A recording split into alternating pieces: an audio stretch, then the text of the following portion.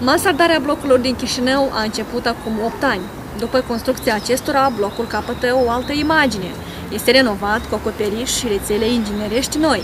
Aparent, pare a fi totul normal, însă, în ultima perioadă, mass media reflectă tot mai des nemulțumirile locatarilor privind construcția mansardelor. De unde vin aceste nemulțumiri, încercăm să aflăm în continuare.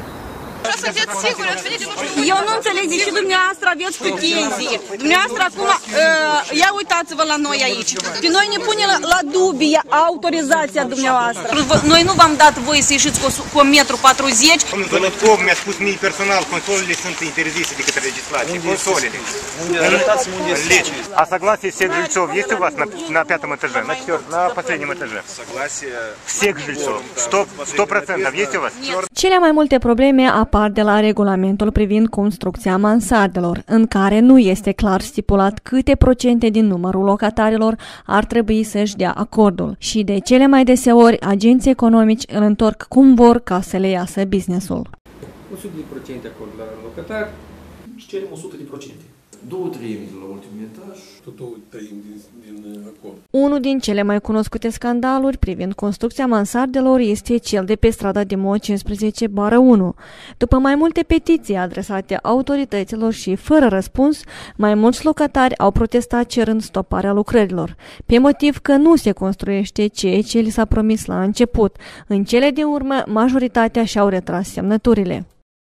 În 2010 noi am dat acordul societății cu răspundere limitată, Vitruvius, Strada Verde, ca să facă mansardă. Dar asta a fost o mansardă, adică cu 1,50 m peretele, o mansardă mică ca să problema aceea cu acoperișul să se rezolve. S-au început problemele de la ce? De la această declarație, unde se spune că noi permitem pe tot perimetrul, dar nu mansardă dublă și mansardă cu consolă. Deci și 6 apartamente de la etajul 5 au luat declarațiile, fiindcă se primește că noi am permis să se construiască una, ei construiesc și le place lor. Și eu am fost pentru mansardă, că vă dați seama că nu suntem și noi, adică împotriva renovării sau ceva, cum spune domnul Rotaru de la primărie, dar nu într-așa mod murdar care să merge. Directorul firmei de construcție, Ion Cernioglu, spune că ei au respectat regulamentul și că dețin tot pachetul de documente pentru construcția mansardei. Legea 163, deci adoptată și chiar de Consiliul Municipal, unde se permite construcția mansardei. Noi, ca tare după lege, noi trebuie să prezentăm numai autorizația de construcție. Noi am prezentat o autorizație de construcție, nu are importanță, să zicem, trebuie să arătăm certificat de urbanism sau expertiză tehnică, asta se ocupă statul. Asta se ocupă primăria, asta se ocupă inspecția statului construcții, care au permis primirea autorizației de construcție. Dar câte semnături ați avut la început de la ei? Am avut, cum s-a indicat după lege, 2-3 și mai departe. Și acum câte au rămas? Tot aceiași. Dar pe ei s-au retras, mulți au spus că s-au retras. Nu se poate extrase scripturile. În judecată, da. Numai pe un judecat se poate extrase scripturi. Și cel mai important e notariale. Numai la Dimo 15/1, deci a fost acordul 100%. Și dacă astăzi s-au găsit careva dintre ei și retrag tot notarial acordului, astea sunt problemele lor, pentru că administrația publică locală a eliberat actele în baza acordurilor care au fost prezentate. Autorizațiile privind construcția mansardelor sunt eliberate de o comisie specială de la primărie. Deși eliberează autorizații mai bine de 5 ani, membrii comisiei s-au încurcat în cifre. Se lipește semnătura la ultimul etaj, cel puțin 2/3 prin notar, plus schița de proiect, fațada, cum ați arăt. Iată, când pleacă contractul de la noi la primărie, el nu e semnat numai de mine, e semnat de direcția juridică a primăriei și se aprobă de viceprimar de rang. Da, era scris că pentru realizarea concepției este acordul locatarilor plasați la Ultimul etaj. Dar nu scrie câți. Dar ce nu-i clar că acordul locatarilor plasați la ultimul. Așa, în regulament, dar în lege? Dar în lege e scris. Solicită acordul coproprietarilor cărora le este afectat interesul lor personal, drepturile lor. Nici în legea privind autorizarea lucrărilor de construcție și nici în regulamentul Consiliului Municipal nu este clar stipulat numărul semnăturilor necesare pentru a se elibera autorizația. Legea 163 prevede că este nevoie de acordul autentificat notarial al coproprietarilor, al căror interese pot fi afectate nemijlocit. De aici apar speculații privind numărul necesar de semnături. Avocatul parlamentar Tudor Lazar confirmă cele spuse mai sus în urma petițiilor parvenite de la cetățeni. Nemulțumirile cetățenilor sunt în sensul că mansardele se construiesc fără acordul lor.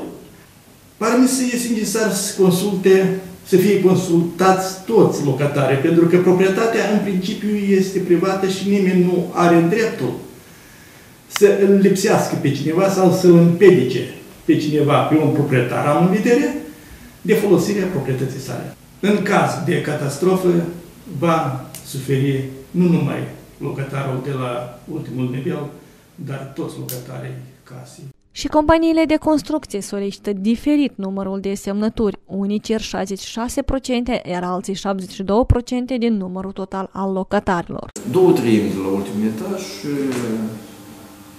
66% din întreg bloc.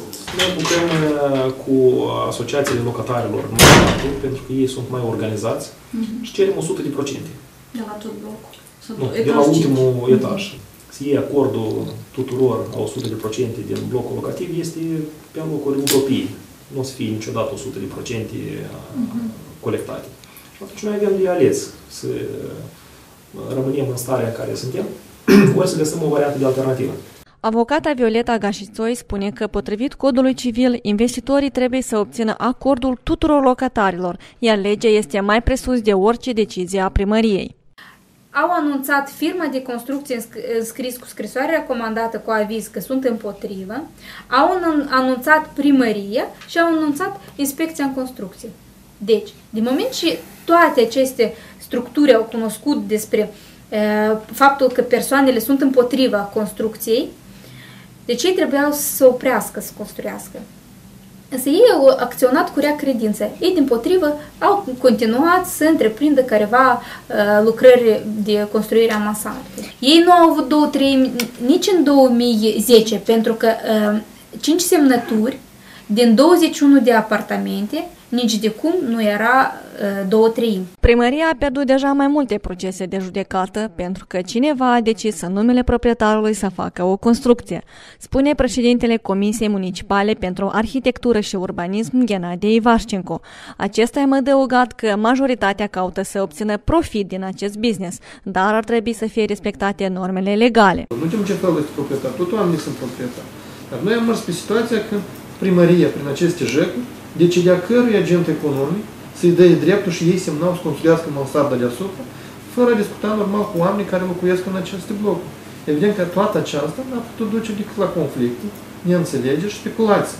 Mulțumit pentru că subiectul n-a fost reglementat, a fost oferit ca cadou business-ului sălbatic. Poftim, veniți, faceți, plătiți, mituiți, cereți, dați. Nu este clar, chiar blocurile care erau, de ce agentul economic X, dar nu Y, dar nu Z, nu a fost făcut niciun concurs. Nu au fost nicăieri clar predefinite care sunt obligațiile contractuale. Și de ce noi avem multe cazuri când antreprenorii au venit, au început a lucra, au promis la oameni marea și sarea, după aia s-au refuzat și lumea nu poate presa pentru că ei au relațiile cu primărie. Șeful Inspecției în Construcții, Ion Popa, spune că cele mai frecvente încălcări vin de la autoritatea publică locală, care nu cere acordul tuturor locatarilor. Toate problemele vin de la decizia primăriei. Autoritatea ar trebui să se gândească bine la ceea ce face, a mai adăugat acesta.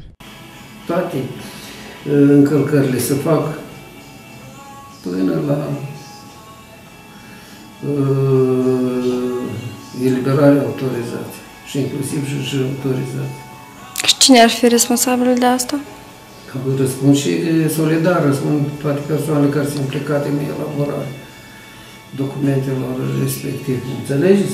Dar odată când deja documentul, adică autorizația a fost eliberat, și încearcă, și duce și verifică deja legalitate, însă e foarte greu deja să demonstrezi ceva. Pentru că toate chestiile astea trebuie să le argumentezi și să le înaintezi în instanța de judecată. Știți, instanța de judecată avem. Autoritățile spun că în prezent se lucrează la un nou regulament care va stipula clar responsabilitățile părților, inclusiv va fi stabilit numărul necesar de semnături din partea locatarilor. Construiesc că problemele toate le avem ieșind din decizia asta. Vai de capul. Există codul civil, în primul rând, care este actul normativ de bază.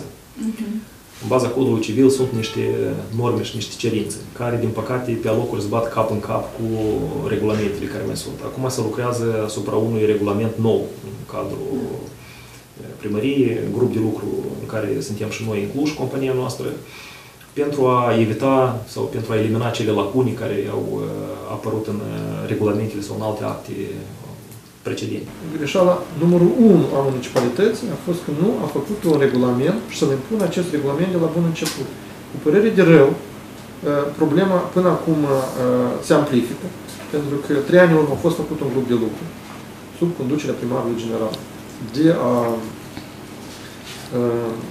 de a crea un grup pentru a elabora acest regulament de masaj și la aproba. Grupul s-a întâlnit odată, după aia nu s-a mai întâlnit. Acum, iarăși, din nou, avem o nouă inițiativă și eu am înțeles că deja este acest regulament și va fi înaintat spre aprobare. Regulamentul este, nu l-am văzut, nu știu ce conține, nu prea am auzit să fie discutat mult cu actorii principali în domeniu, cu asociațiile de coproprietari, cu business-ul, cu firmele care sunt responsabile de expertiză în construcții, instituții de proiectări și așa mai departe. Acel regulament, deci va fi în contradicție cu viața privată a persoanelor, cu articolul 8 CEDO, cu articolul 1 protocolul 1 CEDO, da? Deci cu codul civil, oricum se va aplica nu regulamentul. Primăria va aplica regulamentul său și va elibera autorizații. Însă dezavantajul primăriei este că locatarii până la urmă se informează și se adresează împotriva lor și deja nu se vor mai adresa cum chiar noi. Noi nu să ne adresăm doar pur și simplu să anulăm autorizații, ci o să cerem dauna morală, dauna materială, serviciile juridice, cheltuielile de judecată. Deci aici se va ridica suma, vă dați seama, câte 3.000 de euro pentru fiecare proprietar, 70 de proprietari, poftim, să plătească primăria, pentru că i-a purtat pe oamenii respectivi intenționat prin instanța de judecată. După luni întregi de insistență și scandal, instanța de judecată a obligat compania de construcție să sisteze lucrările pe strada de Moi 15/1. Dacă cei câțiva locatari nu ar fi semnalat ilegalitățile la care au fost cumpliți și reprezentanții primăriei, aici urma să se construiască o mansardă în 2 nivele. Nu se știe câte astfel de mansarde vor fi ridicate pe blocurile din capitală, cert este că au fost eliberate 196 de certificate de proiectare. Cât de legale sunt acestea, rămâne pe conștiința funcționarilor. Pentru Școala de Studii Avansate în Jurnalism, Mariana Potovitschi și Raisa Răzmeriță.